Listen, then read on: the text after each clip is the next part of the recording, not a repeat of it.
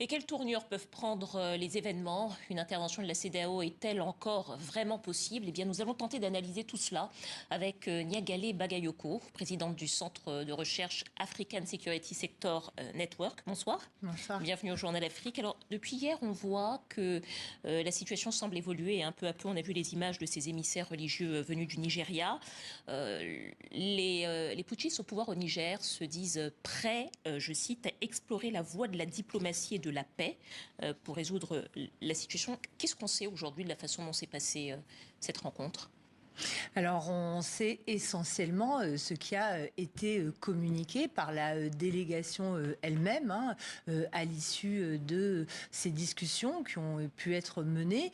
Il est extrêmement intéressant de souligner que jusqu'ici, les seules autorités qui ont vraiment eu l'oreille des autorités militaires qui ont pris le pouvoir, ce sont des acteurs non étatiques, des acteurs informels qui remettent sur le devant de la scène l'importance des mécanismes aussi traditionnels de gestion des conflits qui font appel à des solidarités religieuses, culturelles et qui renvoient aussi, à mon avis, à un répertoire d'instruments qui n'est pas forcément institutionnalisé et usité dans le type de mécanisme auquel on a eu recours jusqu'ici. Voilà, je rappelle que cette médiation des religieux a été menée avec l'accord du président en exercice de la CEDEAO et que les émissaires de la CEDEAO qui étaient venus précédemment n'avaient pas été reçus par les putschistes. Alors il y a une autre initiative en faveur de la diplomatie, c'est celle du Parlement de la CEDEAO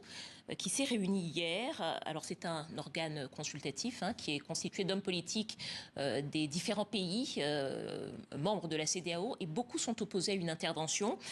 Il demande à mettre sur pied une médiation. Est-ce que vous pensez que ça pourrait prendre le relais, cette médiation, si elle se formait, des émissaires nigérians? Et en tout cas, qu'est-ce qu'elle pourrait apporter, cette médiation de plus? En tout cas, ce serait très intéressant en ce qui concerne l'architecture institutionnelle de la CEDEAO où jusqu'ici, le Parlement a toujours été plutôt marginalisé sur les questions de sécurité. Il s'agit, comme vous l'avez dit, d'un organe consultatif qui, en général, n'a pas voix au chapitre. Et je pense que s'il a pu prendre la parole, c'est parce qu'on s'aperçoit que de très nombreuses personnalités politiques, y compris certaines qui ont exercé des responsabilités en son sein, sont exprimées notamment pour remettre en cause l'option armée. Donc je pense que ça peut être une voie intéressante, même si je doute que les parlementaires de la CEDEAO puissent avoir vraiment beaucoup de leviers. En tout cas, ce que vous nous expliquez, c'est qu'à la faveur de cette crise nigérienne, le Parlement, qui a été longtemps marginalisé, comme vous dites, reprend peut-être un petit peu la vigueur, en tout cas pour l'heure. Oui, et si je puis me permettre, on voit que d'une manière générale, les parlements reprennent de la vigueur à l'intérieur des États membres de la CEDEAO eux-mêmes. Ça a été le cas en premier lieu du Parlement du Nigeria, lorsque les sénateurs ont fait valoir leurs réserves face à l'option armée. Et on sait qu'au sein du Parlement de Côte d'Ivoire, dans l'opposition, il y a eu aussi des voix pour s'élever contre cette solution. En tout cas, pour l'heure, l'option militaire, même si elle ne semble plus être l'option privilégiée, n'est pas encore complètement écartée, même si les contours restent encore à définir. Alors, je vous propose de revoir en images comment se sont déroulées les précédentes interventions militaires de la CEDEAO. On écoute les explications de Golnouch Barzegar. C'est au Libéria, en août 1990, que la CEDEAO actionne pour la première fois sa force d'interposition ECOMOG. Déployée dans le pays en pleine guerre civile, elle parvient à ramener la paix 7 ans plus tard. En 2003, ses soldats sont de nouveau envoyés à Monrovia pour faire face aux rebelles. La mission dans la capitale est un succès, mais incapable de s'imposer sur tout le territoire, la CEDEAO transfère son contingent à l'ONU. La guerre civile ravage aussi la Sierra Leone voisine, où la CEDEAO redéploie dès mai 1997 ses soldats désengagés du Libéria. Là aussi, pour tenter de mettre fin à la guerre civile en cours depuis 6 ans. L'ECOMOG chasse la junte militaire, rétablit le président Ahmad Tejan Kaba au pouvoir, bloque une offensive rebelle sur la capitale en 1999, avant de céder la place à l'ONU un an plus tard. Février 99, c'est au tour de la Guinée-Bissau de faire face à une rébellion sanglante.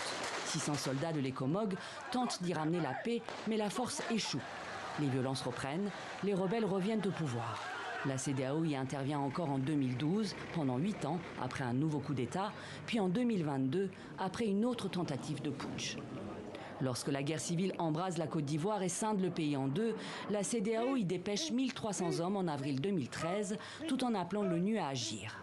L'année d'après, ces hommes intègrent l'ONUCI, l'opération onusienne qui s'achève en 2017. En janvier 2013, lorsque le nord du Mali tombe sous la coupe des djihadistes, la CEDEAO envoie ses soldats pour aider Bamako à reprendre le contrôle. Formée par la CEDEAO, la MISMA, la mission internationale de soutien au Mali, regroupe jusqu'à 6300 hommes, y compris du Tchad, pays non membre de la CEDEAO. La MISMA sera rapidement absorbée par la mission onusienne, la MINUSMA, qui durera 10 ans. La dernière opération connue à ce jour a lieu en Gambie en janvier 2017 pour appeler le président sortant Yahya Jammeh à laisser le pouvoir au vainqueur de la présidentielle Adama Barrow. L'opération Restaurer la démocratie sera une mission éclair. Après quelques heures à peine, elle est suspendue. Au terme d'une nouvelle médiation, Yahya Jammeh abdique et part en exil.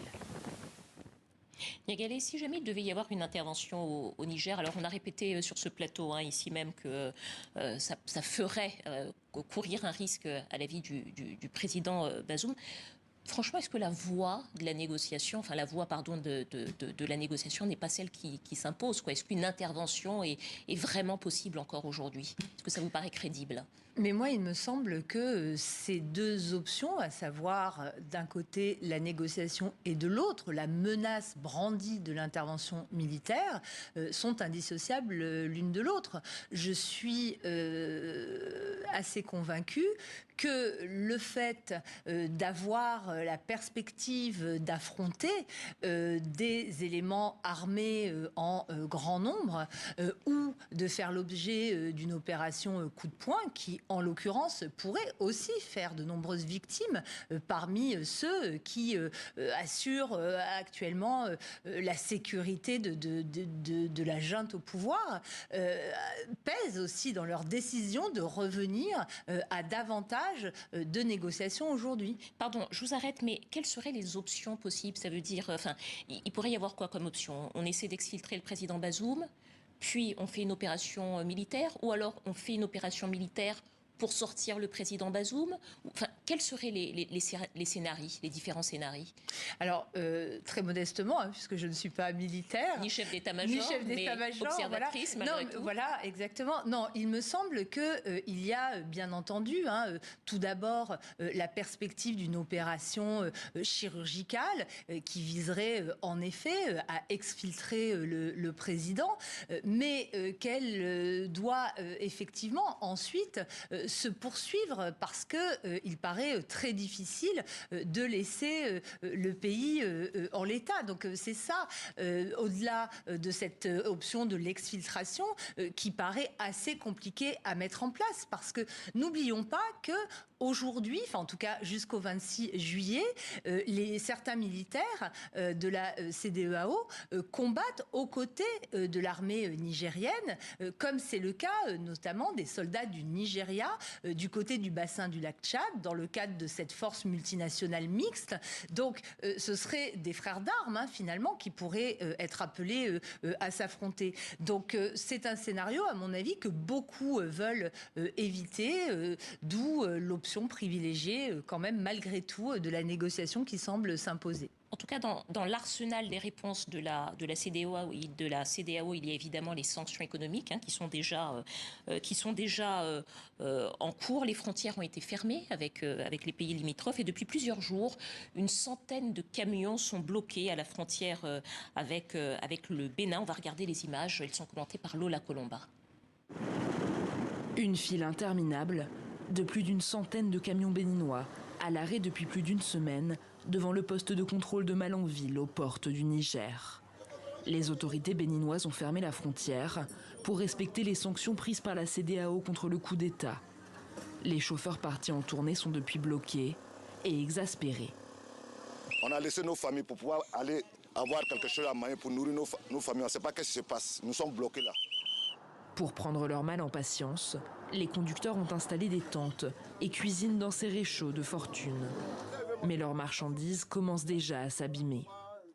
Il y a le riz qui se mouille, nos bagages dedans, l'eau rentre. Les voleurs, ils ont déchiré les bâches, l'eau rentre dedans. Pour les chauffeurs, chaque jour qui passe est un gouffre financier. Nous, on perd beaucoup de choses. Quand on est garé comme ça, l'assurance, là, c'est chaque jour que ça part. La visite technique aussi. Les papiers sont en train d'épuiser. N'en parlons pas, c'est qu'on mange ici. Dans 2 semaines, tu vas manger combien? Les apprentis, tu as des apprentis, ils vont manger combien? 1000 francs par jour.